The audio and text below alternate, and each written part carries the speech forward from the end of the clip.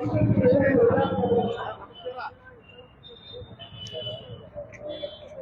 KRS ಪಕ್ಷದ ಕಾರ್ಯಕರ್ತರ ಮೇಲೆ, ಅದು ರೈತರ ಪರವಾಗಿ ಏನು ಗ್ರಾಮೀಣ ಪ್ರದೇಶದಲ್ಲಿ ಬೆಳೆದಂತ ಬೆಳೆಗಳ ವಿಚಾರವಾಗಿ ಹೋರಾಟ ಕೊಡಕ್ಕೆ ಹೋದಂತ KRS ಪಕ್ಷದ ಮುಖಂಡರುಗಳ ಮೇಲೆ ಏನು ಪೊಲೀಸ್ ಇಲಾಖೆ ನೆಲಮಂಗಲದವರು, ಸಬ್ ಇನ್ಸ್ಪೆಕ್ಟರ್ ಮತ್ತು ಇತರೆ ಪೊಲೀಸ್ ಇಲಾಖೆಗಳು ಅವ್ರ ಮೇಲೆ ಅತಿಯಾದ ರೀತಿಯಲ್ಲಿ ಅಕ್ರಮವಾಗಿ ಅವ್ರ ಮೇಲೆ ದೌರ್ಜನ್ಯ ಮಾಡಿ ಅವ್ರನ್ನ ದಸ್ತಗಿರಿ ಮಾಡವ್ರೆ.